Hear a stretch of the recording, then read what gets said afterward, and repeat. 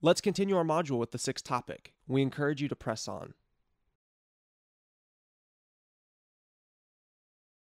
Hey, Barrington, I had a couple things real quick. How long does it usually take to get registered and then for everything to be ready to sell? So I start the registration process. When can I sell? About how long is that? A week, 2 weeks, or sooner? Once Amazon approves your the tax registration, your tax interview, you're ready to sell because they will tell you in your account if anything is pending, if they're trying to verify your card, if they didn't verify your phone number. But once you go through the W8BEN registration and that's all good, Amazon will give you all the check boxes. So you can start selling within 48 hours. It all depends on if you have all of the items that they require. But you will have that indication within your Amazon account. They will tell you we're pending, your credit card, or we're pending this particular form on the W8BEN. But you can get up and running within 48 hours. You can start selling on Amazon. One of the questions is this person lives in Ecuador, is wondering about being able to ship cheap enough and sell U.S. products online, as they say, also via online arbitrage. Oh, okay. Oh, they want to know if they can buy products in the States and sell? Yes, I think that's right. No Amazon account yet, but would like to sell local products and sell via online arbitrage. Wondering if that will work. Yeah, definitely. Definitely. Argentina, you said, Stephen? Ecuador. Ecuador. That's South America. Definitely. There are so many things that are from South America that are in need in the States, because there's so many people from South America that live in the States, as well as others who like products from South America. As we're gonna go into, I don't know if it's next week or the week after that, but we're gonna go into shipping and the different options you have for shipping. Some are cheaper, some are more expensive, and a lot of it is based on your quantity and your volume. Then your cost is gonna go down in terms of shipping. From our experience shipping with DHL, a pound of product will cost you anywhere between $3 and $6. So obviously the lighter your product is or the smaller it is, then the more you'll be able to ship and the less your individual cost will be. But apart from that, you have the post office, the regular post, that it takes a little bit longer, but it does get your product into Amazon. And you just have to test, as Barrington says. There's no way for me to know, no way for you to know until you actually test a shipment. But definitely can be done. And there are persons who also do online arbitrage. They buy online in the States and have a prep company, prep and send into Amazon. All of that takes time and will cost, a little more for you, the international seller, but it can be done. Right. And some online arbitrage folks, I believe, also use different prep centers here in the U.S. Right. Yeah. Right. The turnaround time can be a little bit challenging, and it's to find a prep center that's taking on new clients, for example.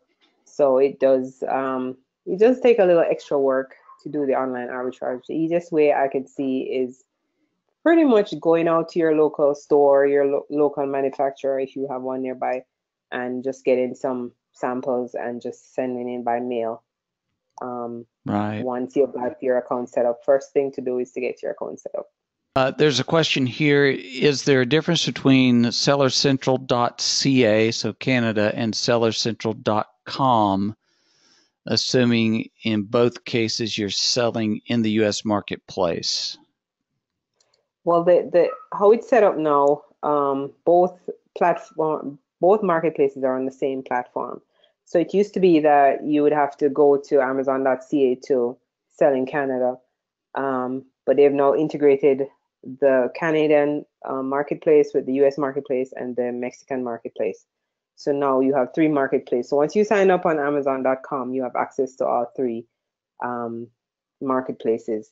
and you just have to list. You have to still list in Canada, for instance. If you have listings in the US, you have to bring them across to Canada and Mexico as well. So you don't have to, that's just one marketplace. You have to sign up for multiple marketplaces anymore. Right. Okay. Okay. How do people get a U.S. address? Is that through the UPS store, or is there another manner or another way they get a U.S. address? Mm-hmm. Yeah, there's Aeropost. You can Google that. Let me check on my phone the exact address for that. But there's Aeropost. They give a U.S. address, and you can just search. You just search on Google how to get a U.S. mailing address.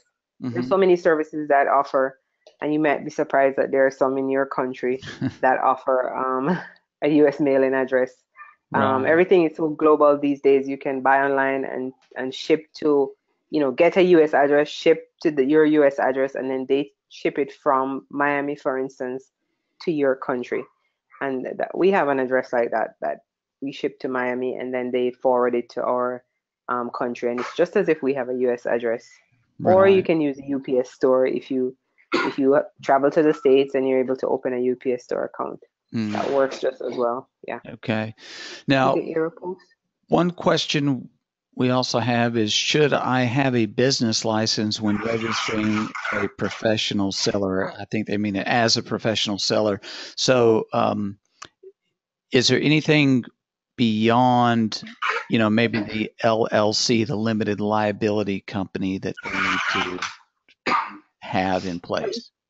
If you set up a limited liability company in the States using one of these services that offer to set up everything for you, they'll get your EIN number. They'll even get your TIN number. You just have to, there are different stages where you pay more, you get more out of it. One of the next thing you should do is get your sales tax certificate. That will come in handy with Amazon when they're trying to verify that you're a legitimate seller. You're possibly a distributor for a manufacturer. And so that will help. That will assist with getting like category approval if you want to sell in grocery, whatever it is you're selling. It's good to have your sales certificate, because if you're thinking of buying from manufacturers in the US as well, one of the first things they're going to ask you for is your sales certificate. So it'll be good to, and you can register for that online. That's not something you have to go in anywhere. You can just get it done online. Right. Okay.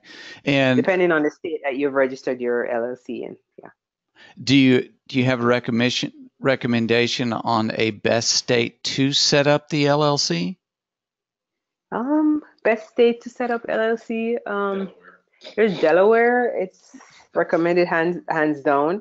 It's something that can be researched quite easily online as well. Sure. We do Florida because that's one of the better states as well.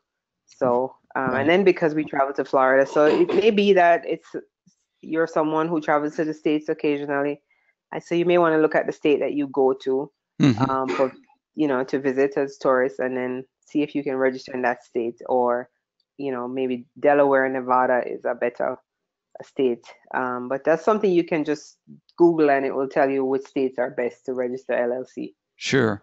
Just like that, yeah. Now, one person is selling on Amazon UK, amazon.co.uk, and is asking if he should open a separate account for Amazon.com. And is that, if he does that break terms of service with the idea of having one account with Amazon? Okay. Yes, you have to register a separate account with .com if you're already on the UK. That was one of our concerns too when we started out. If we should register, well, at the time one of us was registered on .com, and then so the other one registered in UK. But later on, we came to realize that it was separate. You weren't breaking any terms of agreement, and they have not so far yet. They have not linked both accounts. I hear that maybe it's linked. If you get suspended on one, then it will affect your other account. But usually, you just use a different email address, but you can use the same you can use the same company name. You can use the same, tax ID number. It doesn't trigger anything. Yeah. Okay. Okay. Now, someone, Jim, is asking for clarification on this. Do I have to register a company in my country in order to set up an Amazon account, or can I just sell as an individual? If your country is on the approved list of countries to sell on Amazon, then you do not need to register a company. Right. You Okay. can register as an individual. Yeah. So if they're not on the approved list, then they need to set up a U.S. LLC to get Yes. registered. Gotcha. To get registered, yes. Okay. What you want to do if you start off as an individual trader, like a sole trader in your country, is once your business starts ramping up, you're going to have to look at registering a company anyway. It just follows that if you're doing well and you're starting to move volume, then you have to register a company and get set up, professionally. Right. That's just the way to go. Yeah, because you're It'll going to start hiring people and you're going to start, it'll one of the things protect your they're business. Uh-huh. yeah. Go ahead, Stephen. No, I was going to say it'll protect you personally if you Yes. in most I assume in most places if you set up a company, it'll help to protect you and the business overall. Right, definitely. And one of the things too that you'll encounter as soon as you start shipping volume is that they want to know what's the tax ID, especially with DHL. What's the tax ID number? What tax ID number should be put this under for importation purposes. Right. So as a small seller and you just have a few dozen items, and you're not doing volume, you can send by the post and you won't be required to have a tax ID number. But once you step up and you are shipping with DHL, UPS, not UPS, FedEx or DHL, they're going to require you have a tax ID number for importation purposes. Right. Okay. I think I know the answer to this one, but I'll let you handle it. Can you register without a product? Sure. Yeah. Yeah. You don't have to have something to sell before you sign up with Amazon and get ready. You can go ahead and get, in fact, that's what you have to do. You want to get set up and all that in place and then start worrying about sending something in. Yeah. Just a point to note, once you start your registration process, you put your credit card in, perhaps there's one thing that you need to verify or one thing that you need to do, they're going to charge your credit card right away. So two things you want to do, make sure you have that $39.99 once you're signed up as a professional on your card. And then you want to make sure that you put your correct information in there, because I've heard of stories nowadays that if you make a mistake on your expiration date, Amazon doesn't give you a second chance. Once they can't verify or they can't take that payment, then they suspend the account, and it's a long process to get it set up. So you want to make sure your numbers are accurate, putting in that information, and that you have the funds on there. What I would recommend, if you sign up, for instance, and they start charging you and you don't complete the process or you don't send in anything and a month passes, you can ask nicely if you can be reimbursed because you haven't been selling anything.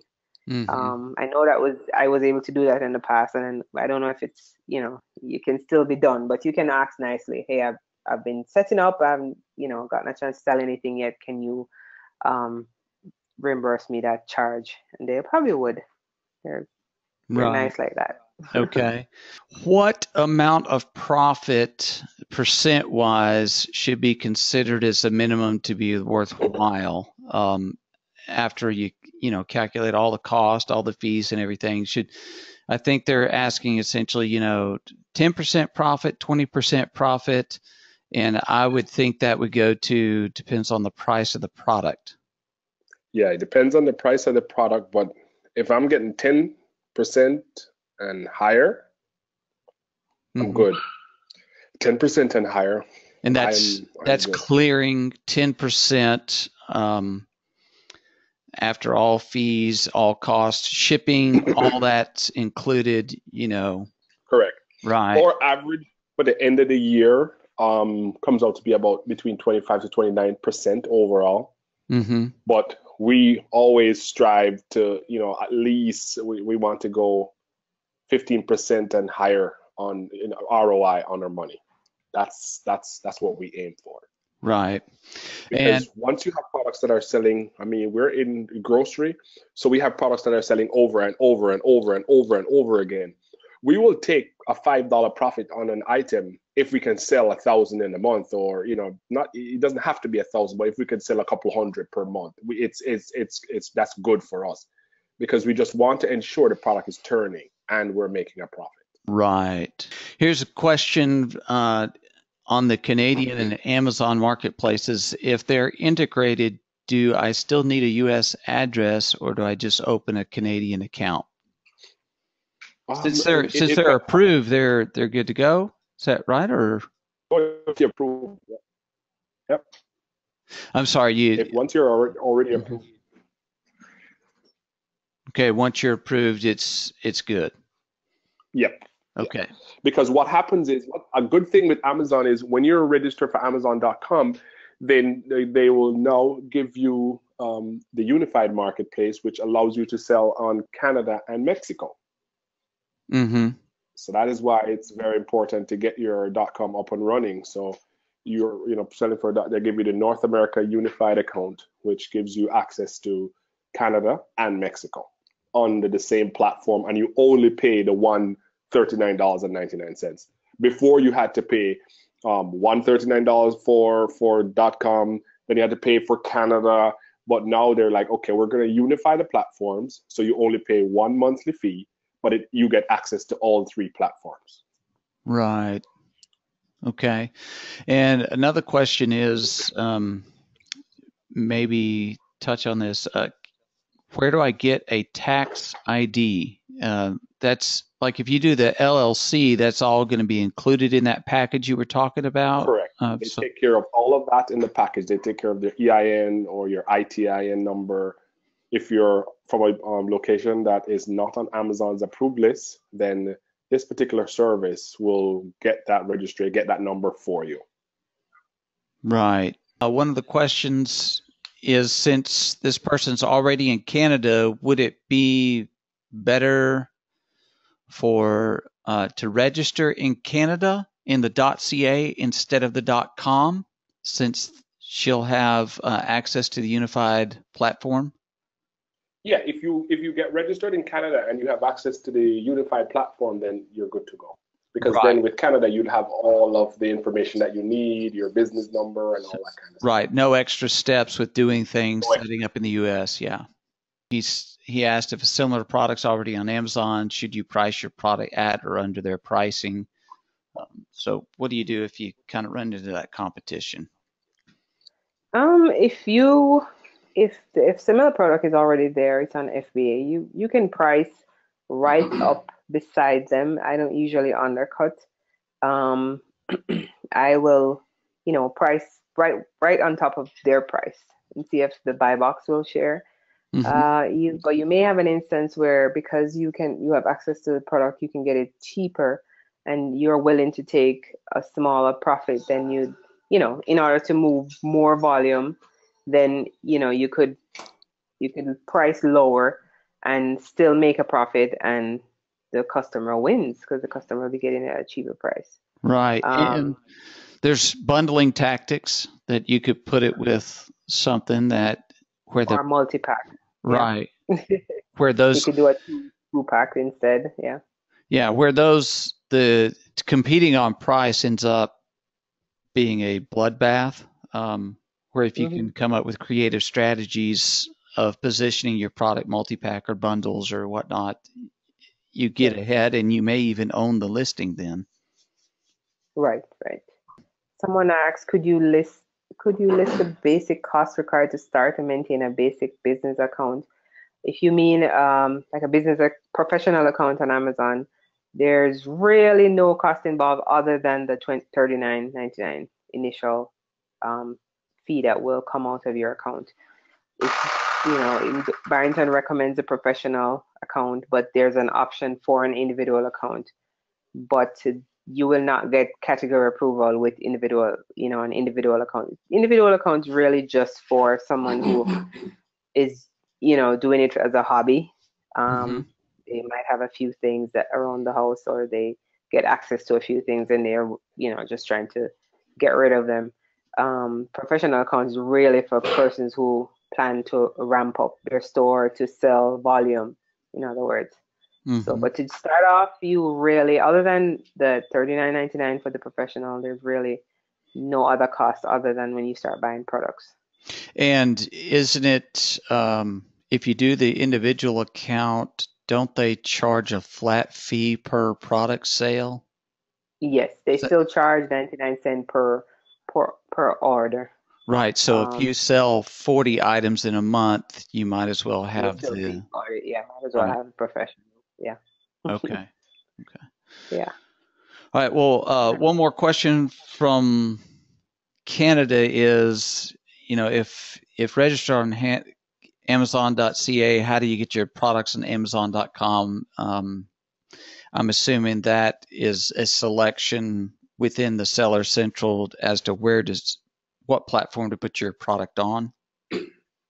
Yeah, once you log into Seller Central, if you're on the CA section, if you're on .ca, there's a little tab at the top right into Seller Central. There's a little tab near the top right-hand corner where you can drop down the arrow and you drop it down to .com or Mexico.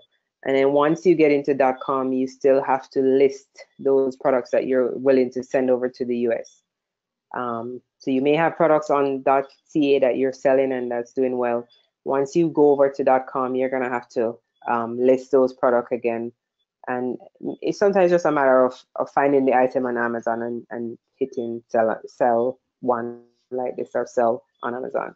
So once you've added your product and you're able to see them in inventory, you can just set up your shipment to go to the US. You have to be able to find a cheap enough service to take your goods over to the US.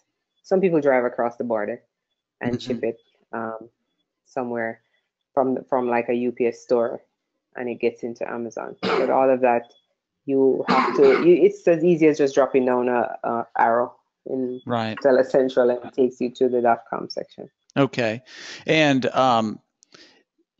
another question here: can you register as an individual and then upgrade to the professional when you actually start sending things in? Yes, you can definitely do that. You can register as individual and then upgrade later on. And you can, if you register as you go up to professional, you can downgrade to individual later on. Right. Okay. An LLC is just limited liability company. I see one or two questions on that. What is a LLC? It's not a corporation, but it's not an individual seller either. It's not an individual entity. Right. It has some measure of protection, but it's not as complicated as the corporation. One of the questions we have is if you're shipping from China, can you send the shipping labels to your manufacturers? If you're shipping from China, well, if you have a relationship with those vendors, you can create a shipment and then you send the actual labels to your vendor, and then they'll be able to send it directly into Amazon for you. Because we do the same thing. We have suppliers in Hawaii. So we create the labels, we'll send them the labels, and they just slap it on the box and they'll send it out. But it all depends on the carrier, because for shipping, there's no partner shipping from Hawaii. So we have to purchase shipping, sending. But for the labels, for the outside of the box, like the shipment labels, yes, we create those, and we let Amazon know where the shipment is coming from, and then Amazon sends that directly in. There's a question here: can we get ungated in categories without a sale? And I think I know the answer, but Sarah? Well, it would be good to have a few sales under your belt, a few orders that went through before trying to get ungated. I know Amazon keeps changing the point that you're to be at. They keep changing the marker, putting it further and further away. So something that will work this month, it will not work next month. because they just want to know that you're serious, you're authorized by the manufacturer, for instance, and or you're the manufacturer yourself. So they've been putting the marker further and further out. They want to know that you're doing it professionally, not just picking up items that are about to expire and trying to sell them for a profit. Right. And maybe for clarification, maybe this is too simplistic, but your sales are going to be in other categories. It's just going to show activity in your account that you're doing things, and then ungated in a category.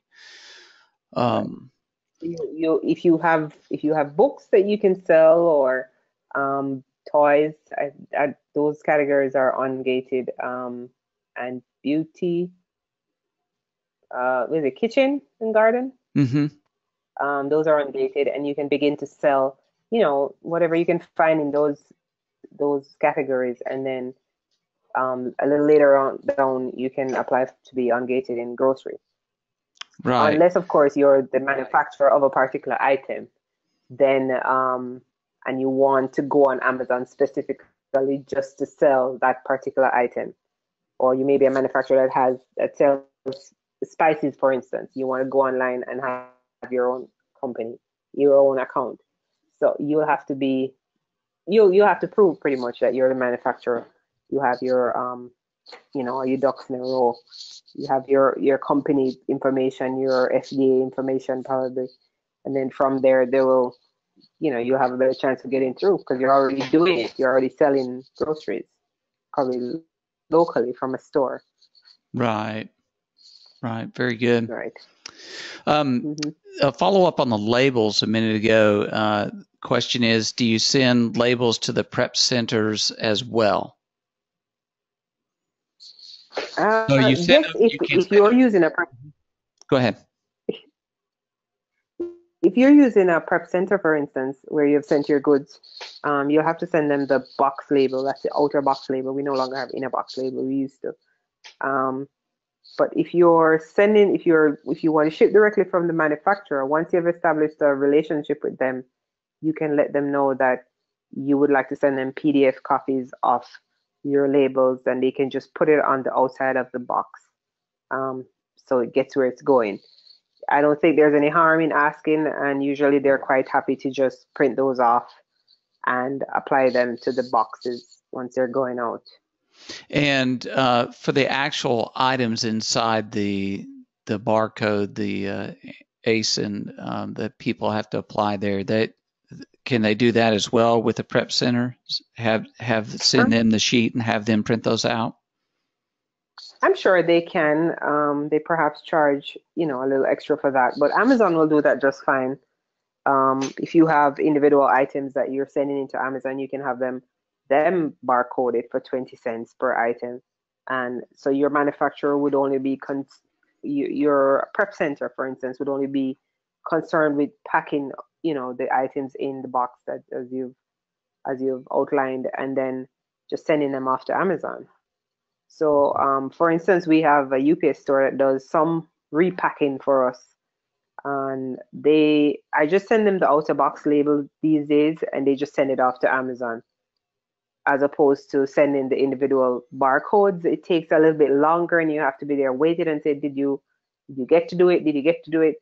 What Amazon does, once they get it, even while they're labeling it, they'll put it up for sale. So you can start selling while Amazon is labeling it. So Gotcha. it cuts down on the wait time. Yeah. Okay. Scott asks, is there any restriction on sending food and groceries from countries outside the U.S.? Into the U.S.? Correct. So if he's in the U.K. and he wants to send a grocery food item into the U.S. for the .com sales, any restrictions on that? I'm not the authority on restrictions, but if the item is already being sold in the U.S., more than likely it has passed, the certain prep stages. Like, I know FDA has its own, things that it's allowed, or you can actually get your own your product FDA approved. But I can't speak for every product out there if it's obviously not everything is FDA approved. Mm-hmm. So until you probably send some and then FDA is like, wait, is this is not approved for the US, then you probably don't know. But maybe you can just do a Google search, or you could ask the manufacturer. That's the way to do it. If they're already sending into the US, then obviously it's allowed. There's no restriction. But if they have never sent into the US, that is something you can ask them. Have you, exported these to the US? Are they FDA approved? If you're gonna buy, and these days you should be buying from manufacturers directly or distributors, then you should be able to ask them, hey, are these restricted in the US or they're not? I know, for instance, with the UK, you can't just get up and send milk products to the UK because there's a restriction there. But that is something you can Google.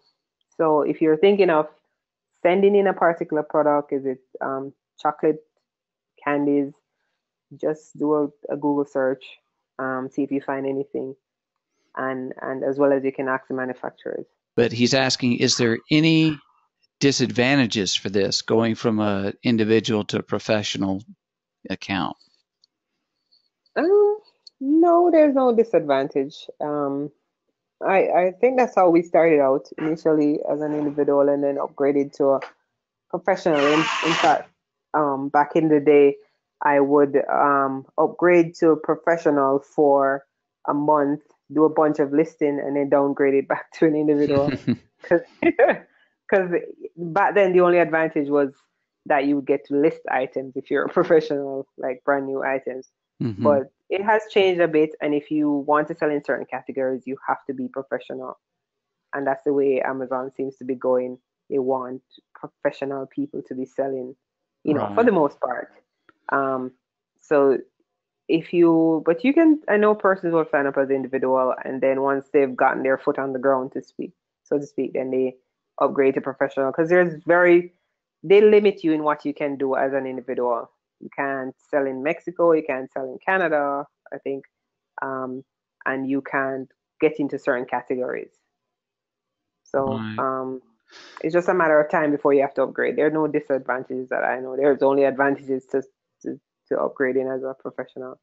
Okay. A quick point and then a follow-up on that, that Amazon is constantly changing all their little rules and the gating, the ungating, the just everything is constantly in flux because they are tweaking to find the best customer experience. And so don't get frustrated with that. Just jump into the Facebook group and find out what's going on. And maybe last week you could do something, next week you can't, or vice versa. Don't let that throw you off. There's always pretty much a workaround or just time and patience. You can overcome that hurdle. And Christian is saying here that there's a delay when going to a professional account now, which I didn't realize, and says Amazon is asking to have your identity verified as of January 17, so a few months back. Don't go back and forth anymore because it's automatically inactivates your listings until the paperwork is in order. So there's one of those little quirks that they're putting in place. Yes, I read Jim's newsletter today, and he was saying a few little things that you might do to your account, and it sets off a red flag, and then you need to be they're going to want Amazon going to be requesting information on you, like changing your credit card or changing your bank account information or your address.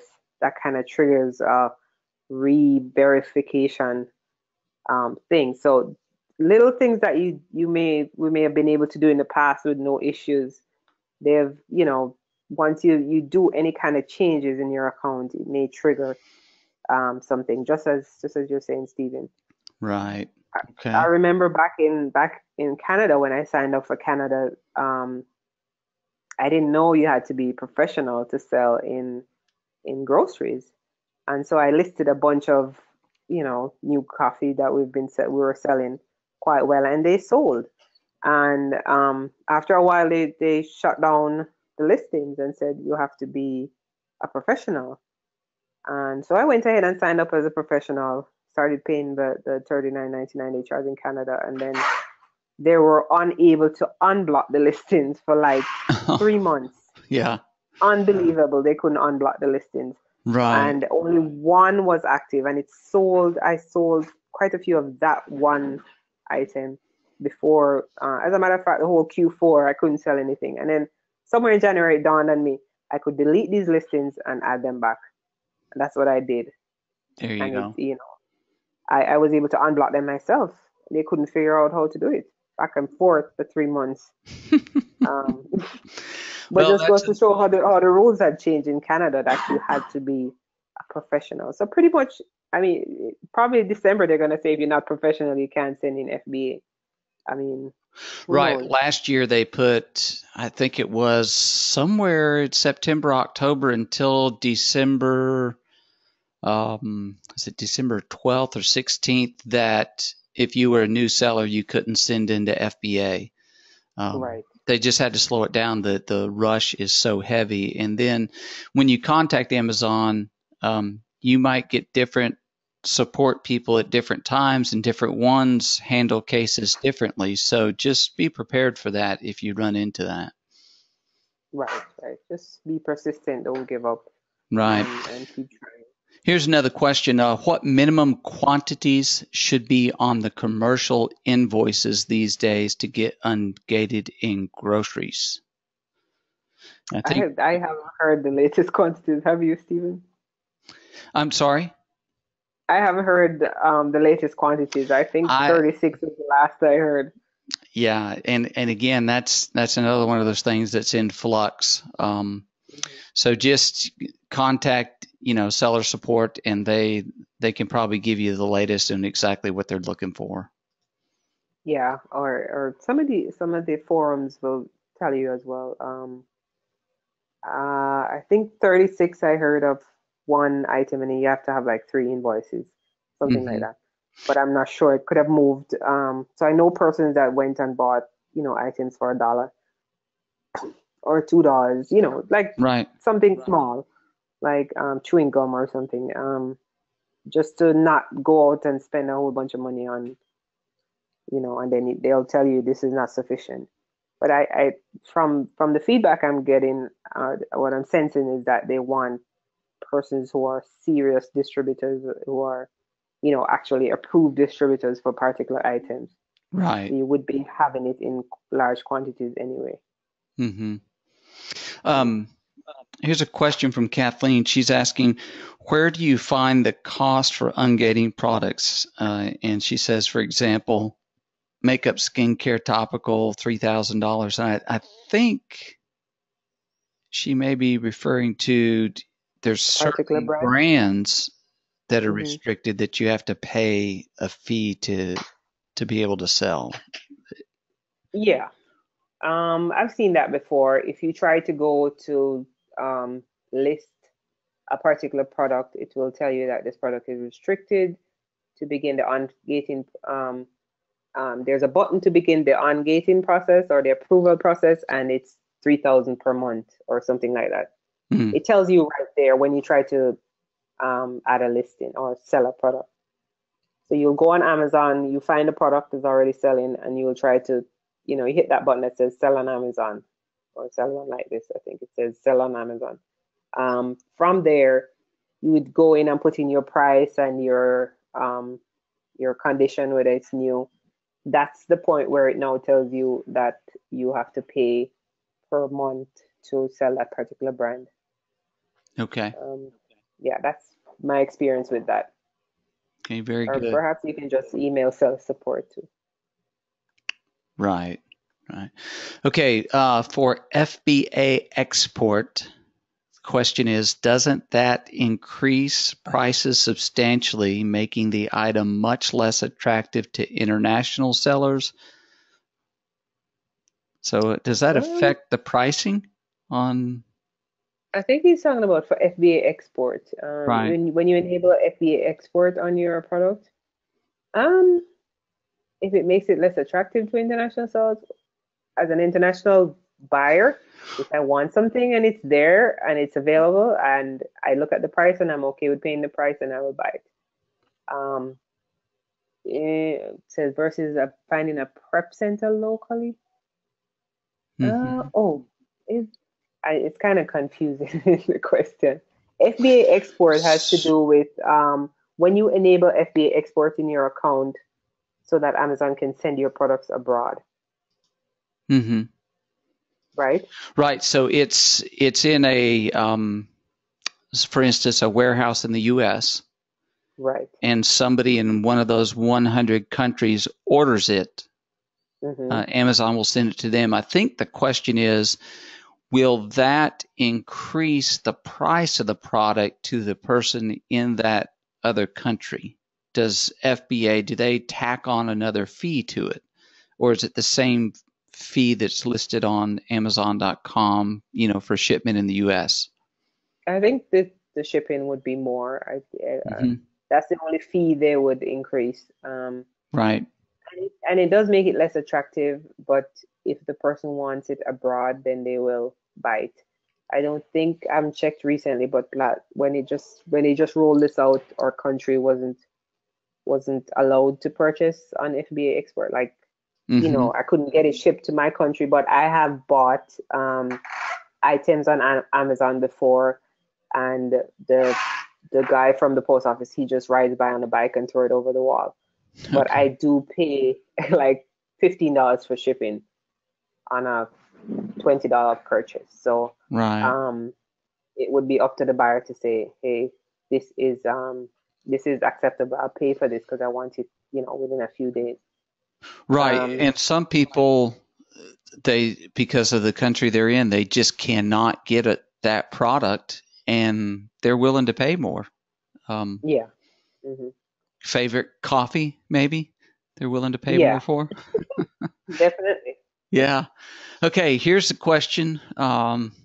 It says, is there a recommended minimum price to set for a grocery product to sell? For example, would it make sense to sell a $2 per pack item? To, to sell spices at $2 per pack. Right. No, it wouldn't make any sense because you wouldn't make any money and you'd owe Amazon about $3. Um, Right. Mhm. the fees, yeah. If you have it on FBA, the fees are gonna be on any one product on FBA. It's gonna be between $4 and $5. So right away, your product has to be priced at more than $5, and then depending on your cost and depending on your shipping and depending on your profit margin, um, it has to be more than $5. You have to add all those in after the $5 because Amazon is going to take around $5 out of it. And Out so of your selling. a Mm-hmm. way around that is either more, a larger quantity so you can raise your price, or to bundle it with some other item that can raise the price. Would that be correct? Yes, that's correct. You can multi-pack, probably do a 3-pack, and then it would really make a difference. We have as an example, we sell teas, which we buy for about $1.80 something, and we sell. I mean, shipping.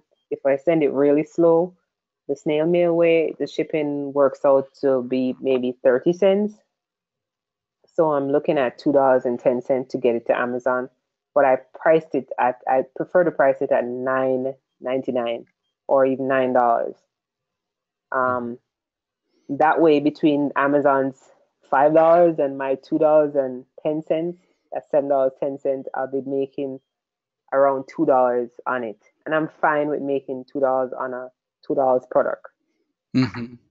That's okay because I'm thinking of selling volume. So I'm selling, you know, quite a number of these, and I didn't have to lay out a lot of cash, but Right.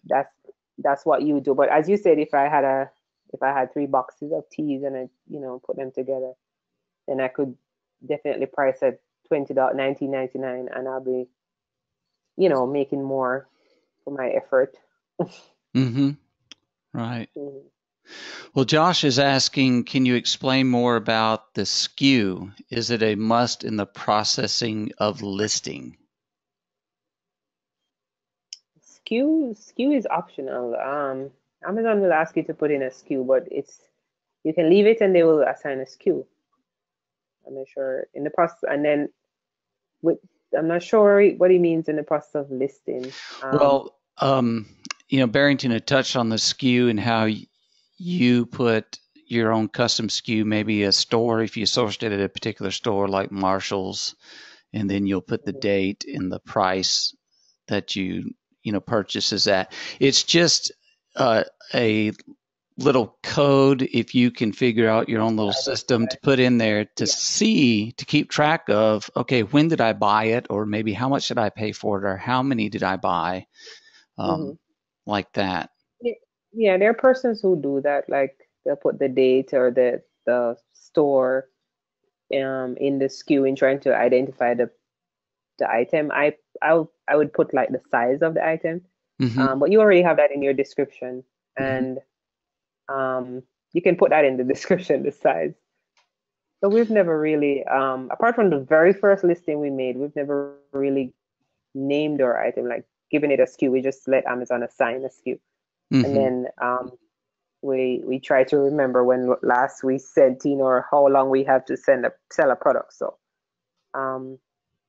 most of our items are grocery and have expiry dates, for instance, but we know that they have like a year out or they have 7 months out. So in the back of my mind, I remember. But if you're not so good at remembering, you can always do an Excel spreadsheet and just put it on there when you sent in that last batch and when it will expire. Right. Okay. Scott's asking, for merchant fulfilled items, any tips on setting up the price band for the shipping rates on the listings? I'm not sure about the price band, but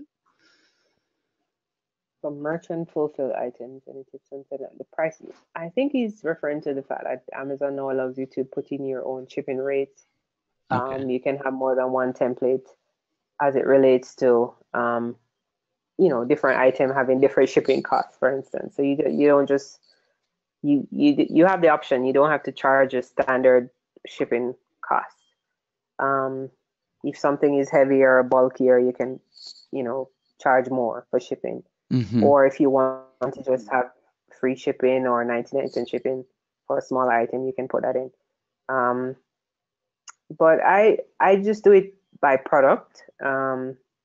Like I said, we do a lot of groceries, do a lot of coffees, so the shipping rates are pretty much standard. And I just go off of what is charged. If digital is charging $5 per pound to ship coffee, then I just put $5 in. I'm okay with getting $6 or $7, $6.99 on an item. But usually when it's merchant fulfill, I will make sure that all my shipping charges are covered, because those can be tricky. And then you have to make sure that you set it up in a way that if they buy more than one of the item, your shipping will increase as well. Right. Because sometimes that can, you can mess up on that, and then you end up getting $5 to ship 5 items. Yeah, because Amazon doesn't just say, okay, we'll multiply 5 by 5. If you have a 5-pack, for instance, you have to go in and make sure that your shipping is sufficient to ship 5 items, because if you just choose the standard rate, it's just going to give you shipping like you would ship 1 item. Because on Amazon, if you call it a 5-pack, it's just still 1 item. So you can do more than 1 templates in the shipping setting, and then once you're listing, or you can go in a listing that's already active and just assign it to the template that has more money on it. And you can change your prices to, if you want to, move it up and down, as opposed to moving up and down the shipping. Just change your item price. There you go. Okay. All right. Another question here. Do you need to get official food labels done for the U.S. or Canada when exporting coffee for example, from Jamaica for FBA in either country. So what type of food labeling, I guess, is required? For the US, okay, exporting coffee, for example. Usually, as do they mean? I'm not sure if they mean the nutrition fact. Yeah. No, we don't get nutrition labels. We don't add any additional labels to what the company already has on their item. They're already exporting to the US and they're already exporting to Canada. So we don't have to go reinvent the wheel. Once they're doing it, then right away they tell us whether or not it can be done, and we have them ship it. So they jump through the hoops to get it to you in the US. The only thing you'll need if you do that is your own your tax ID number, because DHL is going to want that to clear your shipment. Right. So the company themselves won't put it under their tax IDs, whoever is the importer, which will be you. So you kind of have to visualize yourself, even though for me, for instance, even though I'm in Jamaica, I'm actually importing to the US. So it's as if I am in the US because my company is in the US. So even when I call, mentally they'll say, are you the shipper or the receiver? And I'm like, oh, you know, do I say I'm the shipper? I'm not really the shipper, but yet still I'm the one that goes to the factory and say, here are the box labels. Actually, I'm not a receiver either, so it's kind of tricky. You know, you have to specify that you're the importer, because they'll just assume that Amazon is the importer because they're receiving it, and then it delays your shipment. So we don't get any additional labels done for US nor Canada, even though Canada has some French requirements, because the items that we sell in Canada are like, how do I explain it? There's a term for it, that they're not like everyday items. The country of origin makes a difference. Like they're trying to find that term. They're specialized items. Mm-hmm. They're unique products. They're unique to this location. So you don't have to go printing French labels for your coffee, because the only place you can get it from is Jamaica, and Jamaica is an English country. So gotcha. If you're shipping from Nigeria and it's a unique item to Nigeria, it's probably only grown in Nigeria, it's only made in Nigeria, you don't have to go doing French labels. You can if you want, but it's not required. Gotcha. Okay. All right. Very good. You said nutrition facts, yeah. Yeah. Yeah, niche items. That's it. Yeah, that's kind of it. But it's really just unique items that you can only find in your location. So if you're gonna ship Panama hats, for instance, I guess what do they call Panamanian hats or Mexican hats? Those are only made in Mexico. You don't need to put French on it. Right. It's when you're shipping probably other items like, they're called specialty items. Barrington just told me. So if you want to ship to Canada, for instance, and you're worried about the labels, you can search for specialty items, importing specialty items into Canada, and it will tell you that there's some, it will explain that there are some items you don't need to do labels for. Can you do reverse bundling? In other words, buy something that's a big pack, like a big pack of tools, like they might have a drill, they might have wrenches, all in a big multi-pack. Can you take those and break them down? And there you go. Yep, that is another creative way. An excellent idea. That's another creative way. So you've bought this big bundle of tools, and you've now broken them down and said, okay, I'm going to sell the wrench, I'm going to sell this, because Amazon gives great data. They tell you what's moving, because you'll always see customers who bought blah also bought this, customers who did that also. So you kind of get an idea. They're buying the wrench and they're buying also the socket sets.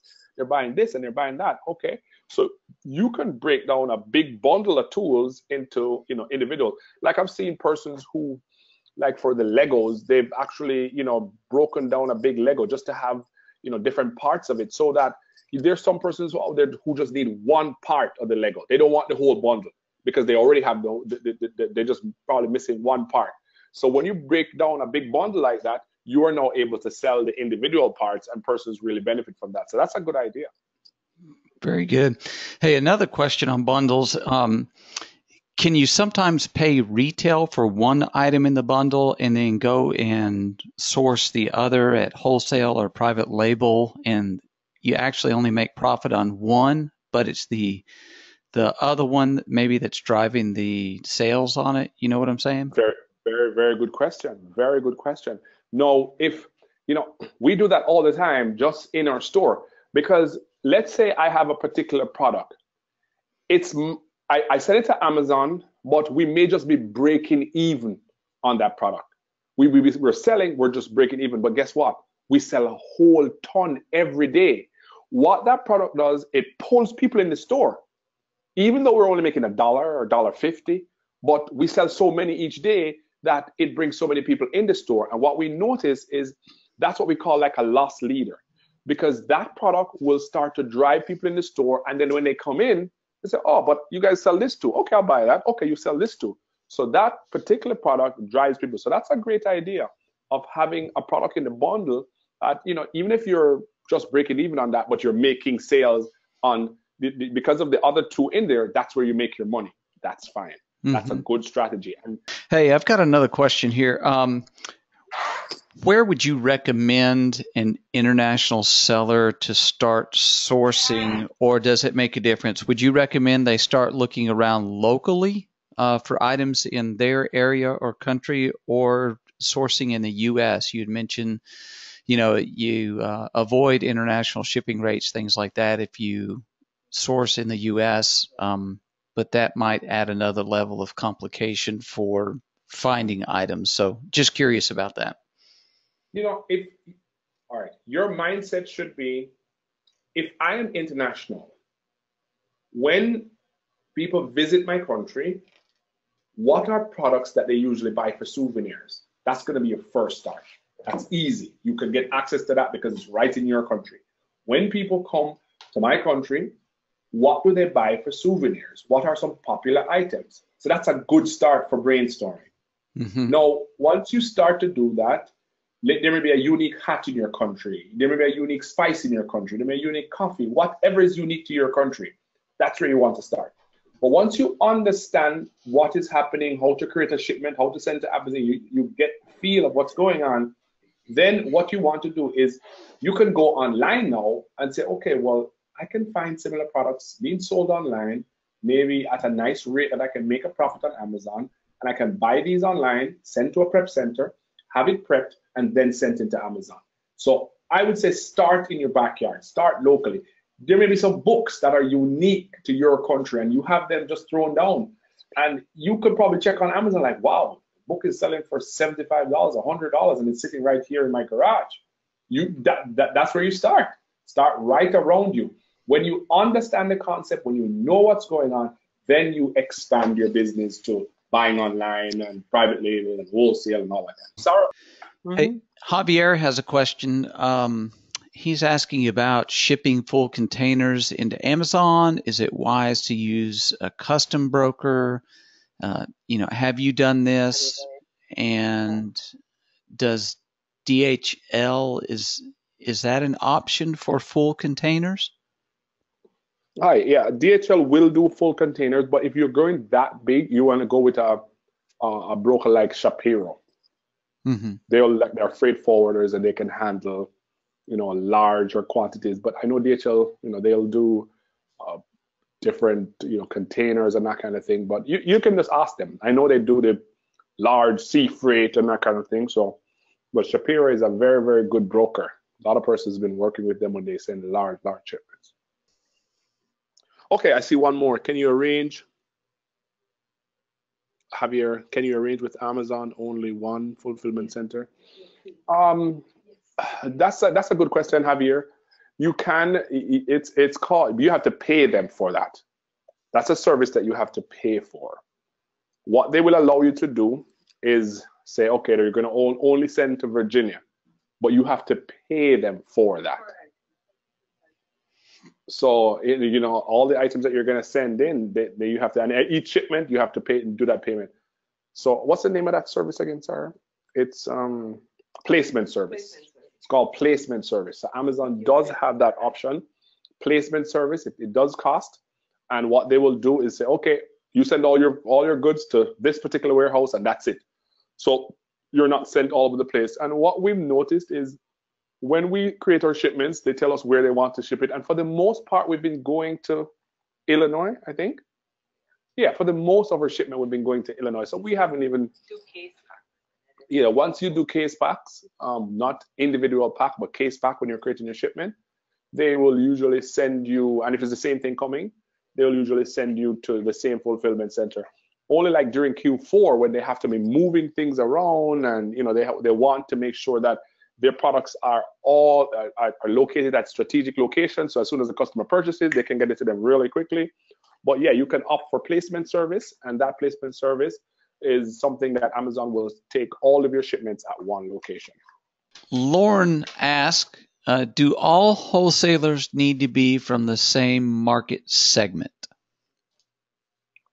When you say market segment, Lauren, are you're referring to if you're in a particular category and you're saying, okay, well, I'm in grocery, so I'm just going to go to the grocery wholesalers, or I'm in health and beauty, so I'm just going to go with the health and beauty wholesalers. I mean, it doesn't have to be, because you could sell multiple products in the same store on Amazon. So it doesn't really have to be. Hopefully, that was your question and I was able to answer. But if not, just, post again and let me know if I need to clarify anything more. But it doesn't have to be from the same segment. You could go across. As long as you're approved in that particular category you're trying to sell, it doesn't matter. Super, super. Hey, another question is, do you need to be incorporated before approaching wholesalers? You can be, but it doesn't. A lot of times, if it's wholesalers in your country, it's going to vary. If it's in the US, sometimes they want your reseller certificate, and that means you have to get incorporated. But if it's a wholesaler in your country, the rules differ. Like here in our country, we had no problems with going up to the wholesaler and making purchases even without a business, because the rules are going to differ in each country. Some wholesalers in the US will require a wholesaler or reseller certificate in order to purchase from them, because they're going to want to see that you're a business so they can give you the discounts and the breaks. But it all depends. So you have to just do the research in your local area to see what is required. If you need to register a LLC, if you have to be registered as a business or a limited company in order to be able to take advantage of it. Very good. Hey, next question. What about things like ASD in Vegas? Sellers can register for that and get the list of vendors that will be there, right? And contact Correct. them from that list. Correct. So as you were saying before, you can look in your own backyard, but don't discount looking elsewhere, especially, if they could order from wholesalers here in the U.S., send that to a fulfillment center, or the wholesaler you may be able to work other arrangements out to get your products to Amazon. Is that right? Yeah, that makes sense. And if you guys are in a position where you can travel to the US for the largest trade show, which is the ASD, usually it's in about end of February, early March, and then August is another one. I think they have 2 times a year. If you are able to do that, because you will be able to leverage a whole, the last time I came there, Steve, I went to ASD. It was just so many wholesalers. Right. One of the keys to the wholesale, like a wholesale show like ASD, is to doing your research and doing your homework. All of the actual participants are listed beforehand on the ASD website. So you can go on, browse, and you say, okay, well, I'm going to look at this particular manufacturer because they're in clothing. I'm going to look for this because they're in shoes. I'm going to look. So they'll give you their booth number. They'll give you everything, so you know exactly where they are, because you will just get lost if you're thinking, okay, I'm going to come and I'm going to walk the show. It's going to be just too overwhelming. So do your homework, figure out the ones that you really want to contact, and then contact them from there, because otherwise it's just going to be very, very overwhelming to try and get to all the different vendors throughout the show. And I think it's like a 3 or 4 day show. Right. And there's there's some experienced sellers like Ryan Rieger that he'll take groups and walk around with them and help them navigate the show. So, Right. there's no reason to be intimidated going to those shows. You can find others who can help take you through it and walk you through it. That's it. Go ahead. Yeah, that's what you want to do. It's a very lonely world as an online seller. So you want to, leverage others who have been there, done that, and they know the ropes. It's like, hey, they have an option to walk the show for a day or two. That's usually like in the mornings till 12 o'clock. Then they'll be able to, show you what to do, tell you things to say, different strategies that they've used and they've worked with. So yeah, always leverage what is out there already. Don't try to just reinvent the wheel or to do it by yourself, because you don't have to. Right. And are you familiar with one of the ebooks that we have? It's called Trade Show No Show. And the premise behind it is that, you can search those lists, and there's a method or a process where you don't have to travel to the trade show, but various tips and ideas about how to work a trade show and make those connections without having to travel to it. Right. Okay. Another question that's come in, does a business need to be registered in the U.S. for reseller certificate, or can it be registered in Canada, for instance? They will accept Canadian businesses. I've, known of actual manufacturers who accept the Canadian business registration, and they are fine because they just need to prove that they're just not selling back to an individual. That's pretty much what they need to prove. So as long as you can give them, registration and your company details, they will be able to work with you if you're registered in Canada and some other areas, because they just need to know that, yes, this is a registered business and we can do business with them. Because, with the global market, they're not going to just say, okay, well, if you're not registered in the US, I can't trade with you. Business is business. They want to make money. So as long as you can prove that, yes, you are registered, you could give them your business registration details, some of those wholesalers will work with you. You will have some that will say, hey, you have to be US registered. But for the most part, there are those that will work with you. Gotcha. Another question is, when you have gone out to contact wholesalers, what kind of success rate do you have? In other words, if you contact 10, how many of those 10 would you estimate that you've been able to at least open the door with and start something, whether that turned into a successful product or not? But were there any that just basically said, no, we really don't want to talk to you, either because of your location or we think you're too small of a business or anything like that? Yeah, you have those that will just straight off the bat tell you, no, we already have enough wholesalers. We don't want to work. We don't want our products on Amazon. You have those. But let's say out of 10, I would say the success, we probably get 4 of those persons who will say, yeah, I want to work with you. Let's do this. And that's more than enough. I mean, that is more than enough. Out of 10, if you get 4, you're good to go. That's more than enough. Right. So it's like the guy digging in those diamonds are just on the other side. You've been through 6, let's say. Yep. Well, it's the 7th one that's going to open that door. Stephen, we're working with about 4 or 5 manufacturers now. Right. And that's a $1 million business. Right. Just 4 or 5. And it's $1 million business. Right. Exactly. And you mentioned about the getting involved in communities and things like that. The creative ways that people figure out how to do this business, as you said, will spark another one. I mean, you've got the MM8 group, right? With Ryan and Lance and those fellows. And right. You guys bounce ideas off each other. You share information together, and that connection helps to push you forward in your business. Oh, definitely. It's like a mastermind group, and we challenge each other. We have calls and we challenge each other. We're like, listen, this is what we need to do. And I mean, we have, just between us, I think just between the 8 of us, if we just aggregate what our businesses do each year, we'll probably be up in the maybe $25-30 million in sales.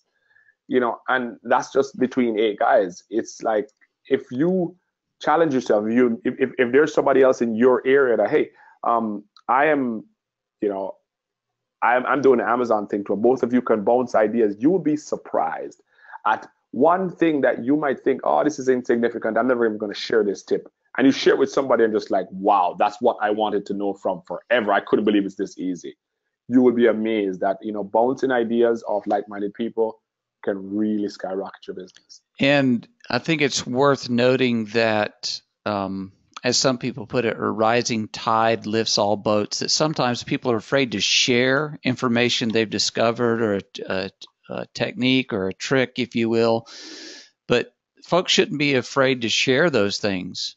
An abundance mentality that, hey, there's plenty of business to go around here. And when you're reaching out and helping others, that will come back to you tenfold, man. When Jim told me that, he said, Barrington, you have to talk about what you do. I was scared. I'm like, oh man, talk about what I do. Everybody's going to do the same thing.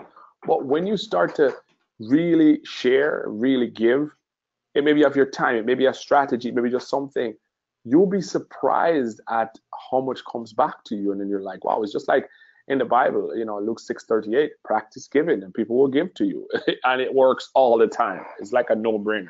Sure. And Lauren posted another question here. In the reserve column on the slide you showed, when checking stock levels, how can you tell how many are being moved to a different warehouse versus how many have sold?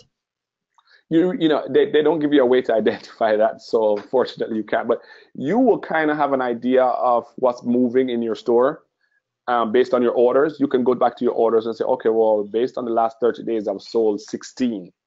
So in your orders, you can go orders and you can filter by goes advanced search and filter by the date. So you can say last 7 days, last 30 days.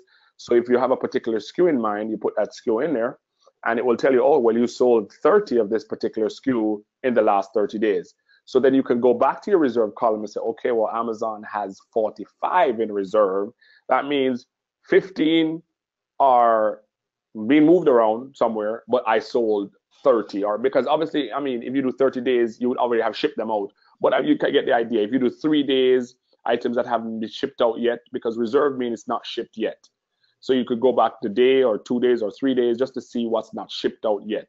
Because it's a weekend, it may be, okay, they didn't do any shipping over the weekend. So you have to just go ahead and track that. And then you can say, okay, well, you can subtract what you know is pending for orders as opposed to what's left would be been moved around to warehouses. So you can kind of use that strategy.